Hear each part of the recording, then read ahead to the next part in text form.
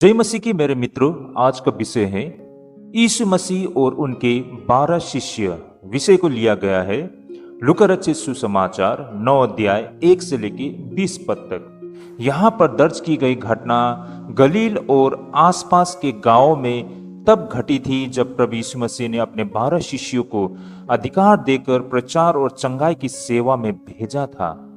इस दौरान हम देख सकते हैं यूहन्ना बपतिस्मा देने वाले की मृत्यु का समाचार और 5 रोटियों और 2 मछलियों से 5,000 को खिलाया जाना, इन महान घटनाओं को भी दर्ज किया गया है। उसी दौरान पतरस ने प्रभु यीशु मसीह को मसीही माना था और इसी पर प्रभु यीशु मसीह की प्रतिक्रिया को भी हम देख पाएंगे। तो भाई और बहनों, काफी रोचक रहेगा, आप सभी बने रहेगा। तो चलिए अब हम शुरू करते हैं आज की पहली घटना, जो कि 9 अध्याय 1 से लेके 6 पद तक दर्ज किया गया है और विषय रहेगा शिष्यों को भेजा जाना। इस घटना का विवरण हम इस तरह रखना चाहेंगे। इस भाग में प्रभु यीशु मसीह ने अपने 12 शिष्यों को चुना और उन्हें विशेष अधिकार दिया। उन्होंने कहा कि उन्हें परमेश्वर के राज्य का संदेश फैलाना है और बीमारियों को चंगा करना और दुष्ट आत्माओं को निकालना है। प्रभु यीशु मसीह ने उन्हें यह भी सिखाया कि वे भारी सामान, पैसा या अतिरिक्त भोजन साथ में न ले, बल्कि पूरी तरह परमेश्वर पर भरोसा करके कार्य को किया करे। इस प्रकार शिष्य सीधे गांवों और कस्बों में गए और लोगों को सिखाया, बीमारियों को ठीक किया और बुरी आत्माओं को बाहर निकाला। इस पर हम वचन लेंगे लूका रचित सुसमाचार 9 अध्याय 1 और 2 पद में, जैसा यहाँ लिखा है। प्रभु यीशु मसीह ने उन्हें बुलाया और उन्हें शक्ति और अधिकार दिया कि वे परमेश्वर के राज्य का संदेश प्रचार करें और रोगों और बुरे आत्माओं को निकाले। तो भाई और बहनों, इस घटना से आप और हमारे लिए क्या संदेश मिलती है? यहाँ पर परमेश्वर पर भरोसा करना सिखाया गया है। शिष्य को किसी भी चीज पर निर्भर नहीं रहने को कहा गया था, केवल परमेश्वर पर भरोसा करने के लिए कहा गया था। हमें यहाँ से सीख मिलती है कि जीवन में हम किसी भी चीज पर अकेले भरोसा न करें, बल्कि परमेश्वर की मदद पर भरोसा करें। यहाँ से हमें साफ साफ ये संदेश मिलती है कि हमारी सेवा में सरलता बेहद जरूरी है। शिष्य को कोई भी भारी सामान न लेने को कहा गया था। सेवा करने के लिए आपको बहुत संसाधनों की जरूरत नहीं है। सबसे पहले ईमानदारी और दिल की इच्छा पर्याप्त है। भाई और बहनों, ये कितनी बड़ी बातें हैं। आजकल लोग सेवकाई के नाम पर अपने आसपास इतने संसाधन को इकट्ठा कर लेते हैं, लेकिन असल चीज जो ईमानदारी और इच्छा, वो नहीं दिखाई पड़ती है। यहाँ पर प्रभु यीशु मसीह ने अपने शिष्य को दिखाया, उन्हें किसी भी चीज पर भरोसा नहीं करना चाहिए सिवाय परमेश्वर के, क्योंकि परमेश्वर के द्वारा हर चीज संभव है। सच्चा संदेश फैलाना महत्वपूर्ण है। शिष्यों का मुख्य काम था लोगों को परमेश्वर के राज्य का संदेश देना। जो भी अच्छा और सच्चा संदेश है उसे बांटना चाहिए, भले संसाधन क्यों न कम हो। बीमारियों को चंगा करना और बुरी आत्माओं को निकालना, ये दिखाता है कि सेवा के साथ शक्ति भी आती है। जब आप सही उद्देश्य के लिए काम करते हैं तो परमेश्वर आपकी मदद करते हैं। इसे हम आपके सामने एक सरल उदाहरण के साथ रखना चाहेंगे। मान लीजिए आप किसी गांव में जा रहे हैं और लोगों की मदद करना आप चाहते हैं। आपके पास बहुत पैसा या सामान नहीं है, लेकिन आपके पास दिल, इच्छा और सच्चाई है। तो भाई और बहनों, आप लोगों की सेवा कर सकते हैं। आप बीमारियों को दवा देने, बच्चों को पढ़ाने या किसी की मदद करने का काम कर सकते हैं। इस तरह प्रभु यीशु मसीह ने अपने शिष्यों को सिखाया कि भरोसा, सेवा और सच्चाई ही सबसे महत्वपूर्ण है। भाई और बहनों, आपकी इच्छा शक्ति होनी चाहिए, आपकी नीयत सही होनी चाहिए। अगर आपका नीयत सही है, आप में इच्छा शक्ति है और आपका प्रभु में भरोसा है, तो भाई और बहनों, आपके साथ किसी भी तरह की संसाधन ना होते हुए भी आप परमेश्वर के राज्य में प्रभु के लिए आप सेवा कर सकते हैं। ये संदेश हमारे लिए यहाँ से एक बहुत ही अच्छी सीख मिलती है। बहुत समय पर हम अफसोस होते हैं, हम दुखी होते हैं, हम बहुत कुछ करना चाहते हैं, लेकिन हमारे पास आसपास किसी भी प्रकार का साधन और सहायता न होने की वजह से हम चुप रह जाते हैं। लेकिन आज के अध्ययन से हमने ये देखा है कि प्रभु यीशु मसीह ने अपने चेलों को बिना किसी संसाधन के भेजे थे, फिर भी उन्होंने सेवा कर पाया क्योंकि परमेश्वर उनके साथ थे। भाई और बहनें, ये आप और हम में भी संभव हो सकती है जब हम प्रभु में भरोसा रखते हैं। आगे भाई और बहनों, उसी तरह लूका रचित सुसमाचार 9 अध्याय 7 से लेकर 9 पद में हम देख सकते हैं यूहन्ना बपतिस्मा देने वाले की मृत्यु और हेरोदेस का भय को। घटना का विवरण इस प्रकार है। इस भाग में बताया गया है कि हेरोदेस, जो उस समय गलील का शासक था, प्रभु यीशु मसीह की बढ़ती लोकप्रियता के बारे में सुनकर चकित और चिंतित हो रहे थे। हेरोदेस ने सुना कि लोग प्रभु यीशु मसीह के विषय में तरह तरह की बातें कह रहे हैं। कोई कह रहा था कि यह यूहन्ना बपतिस्मा देने वाले का पूर्ण जन्म है, तो फिर कोई कह रहा था कि यह एलिया है, और कोई कह रहा था कि यह किसी पुराने समय के नबी का आत्मा है। यह सुनकर हेरोदेस डर गया, क्योंकि उसे डर था कि यीशु मसीह उसकी सत्ता या प्रसिद्धता के लिए खतरा बन सकते हैं। इसके साथ ही यह भी लिखा गया है कि हेरोदेस ने पहले यूहन्ना बपतिस्मा देने वाले को मरवा दिया था, इसलिए वह यीशु के बारे में सुनकर और भी चिंतित हो गया था। भाई और बहनों, हमने यहाँ पर मुख्य श्लोक लिया है लूका रचित सुसमाचार 9 अध्याय 7 और 8 पद से, जैसा यहाँ लिखा है, हेरोदेस ने यीशु की बातें सुनकर कहने लगा, यह वही है जिसे मैंने कटवाया, वह जीवित हो उठा है। और वह कई बातें सुनकर सोच में पड़ गया। इसी तरह लूका 9 के 9 में लिखा गया है कि इस बात ने हेरोदेस को और भी परेशान किया। भाई और बहनों, यहाँ से आप और हमारे लिए संदेश क्या मिलती है? सच्चाई और ईश्वर का काम कभी कभी दूसरों को डराता भी है। हेरोदेस ने देखा कि यीशु की लोकप्रियता बढ़ रही है और उसे खतरा महसूस हुआ। जब हम सही और न्याय के काम करते हैं तो कुछ लोग हमें समझ नहीं पाएंगे और वे हमसे डर सकते हैं।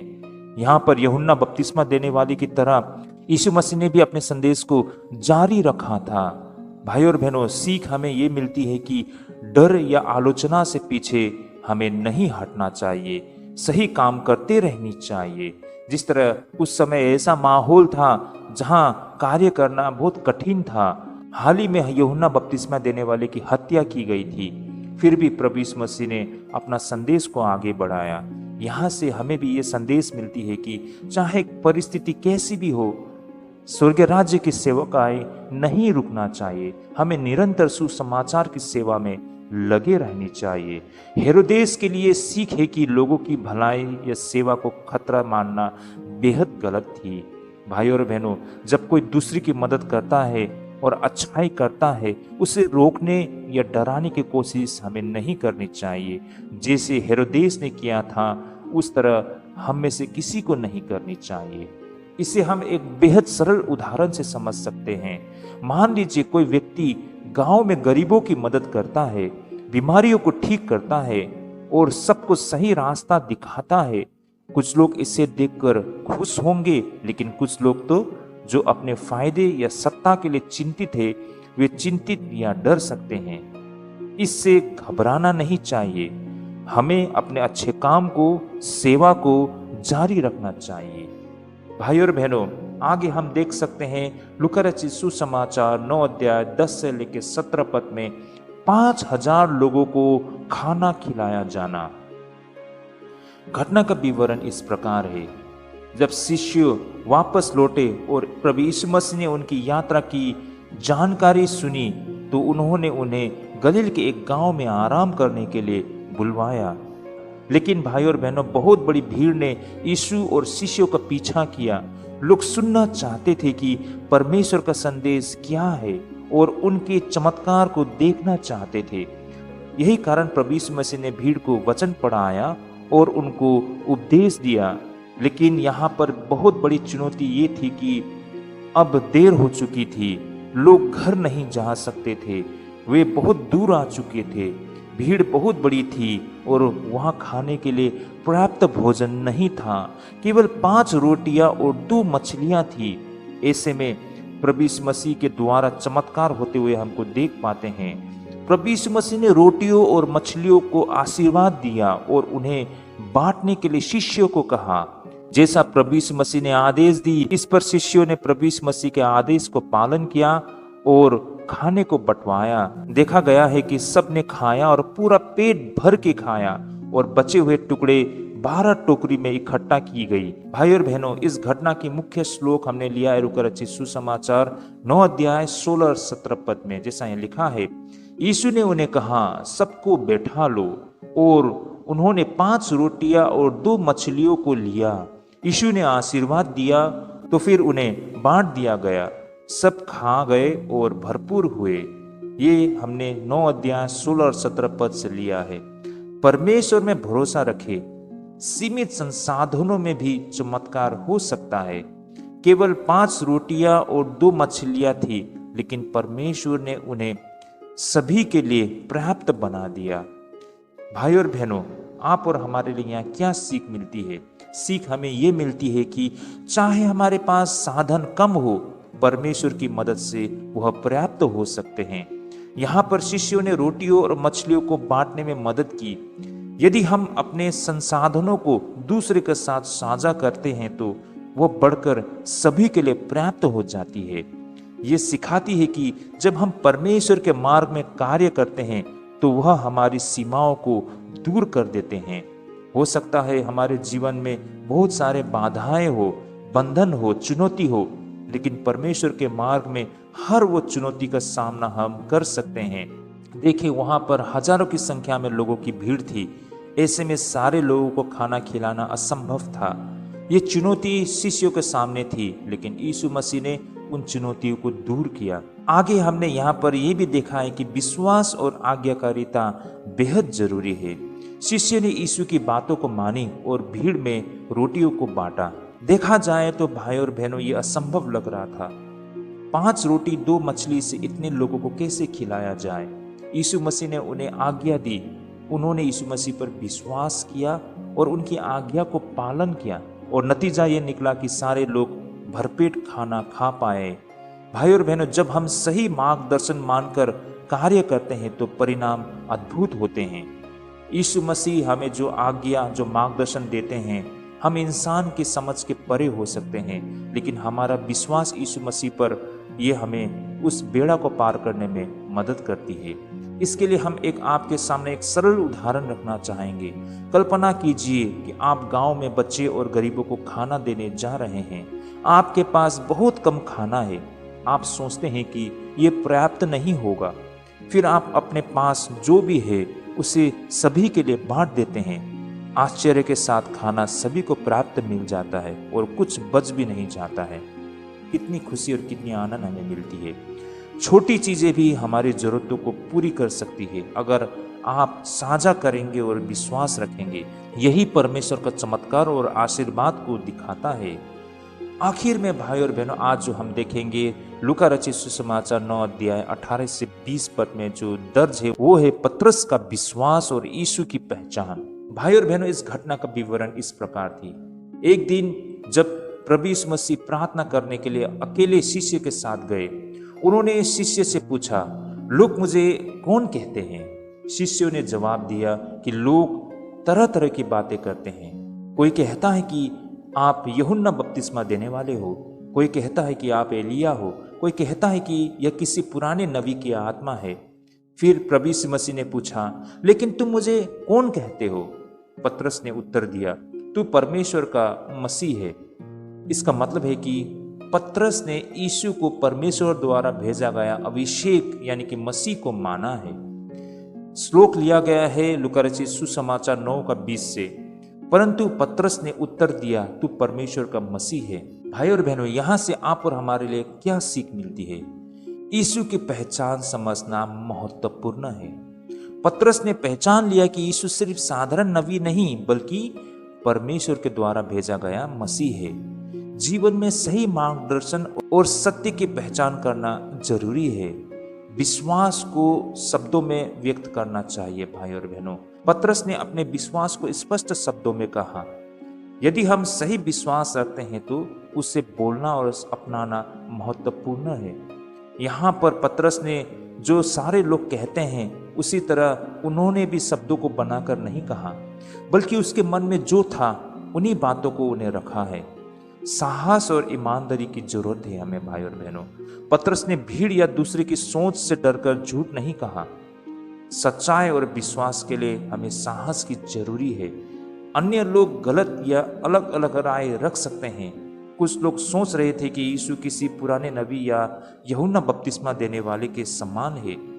सही चीज को पहचानने में दूसरों की राय से डरना नहीं चाहिए। सही व्यक्ति या सही मार्ग को पहचानना और उस पर विश्वास करना जरूरी है।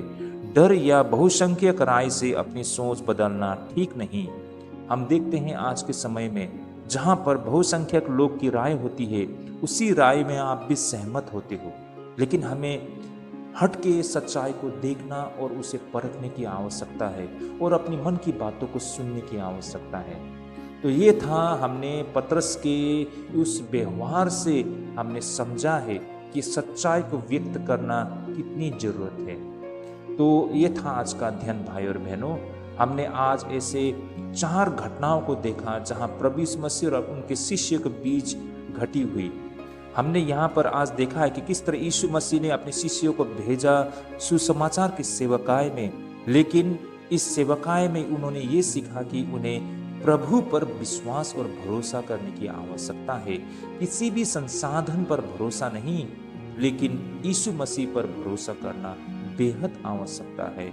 यीशु मसीह की सहारा और मदद हो, बिना संसाधन के भी हम बड़े से बड़े कार्य कर सकते हैं। उसी तरह हमने देखा है कि यूहन्ना बपतिस्मा देने वाले की मृत्यु ने हेरोदेस को डरा दिया था।